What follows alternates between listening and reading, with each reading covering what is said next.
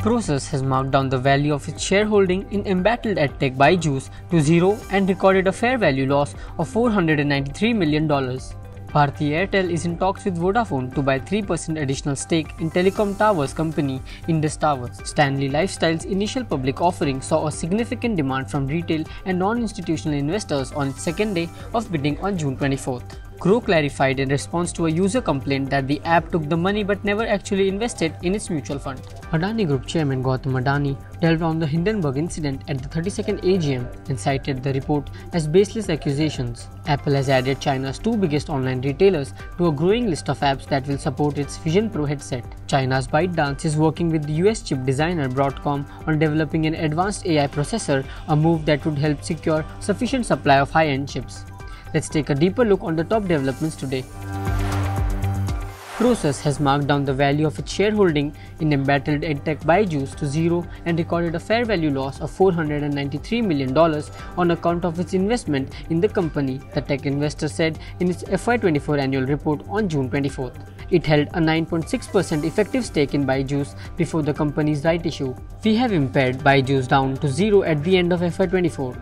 We have written down Byju primarily because we have inadequate information on the company's financial health, liabilities, and future outlook, a Prosus spokesperson said.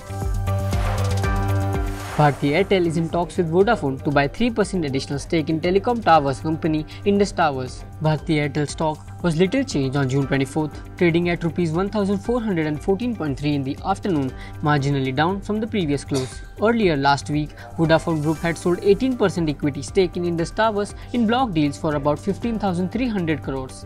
With this, Vodafone Group is now left with 3.1% stake in the Indus Towers.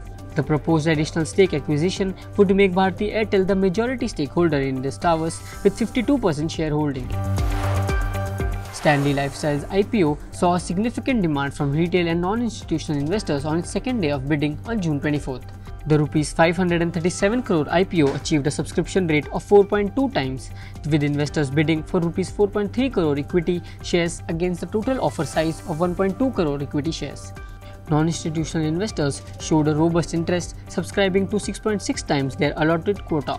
Retail investors also demonstrated strong enthusiasm, with subscription amounting to over 5.29 times the reserved portion.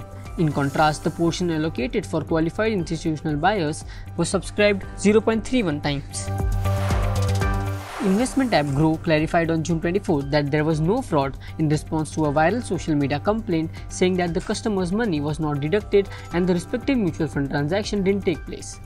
Yet, the investment platform has credited the disputed amount to the customer's account in order to allay investor fears.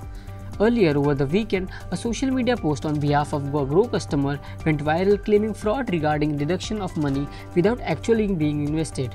An ex-user, Hanendra Pratap Singh, alleged that Groww app did not make any investment into a mutual fund scheme despite taking the money. Adani Group Chairman Gautam Adani delved on the Hindenburg incident at the 32nd annual general meeting of the conglomerate and cited the short seller's over 100-page long report on the group as baseless accusations.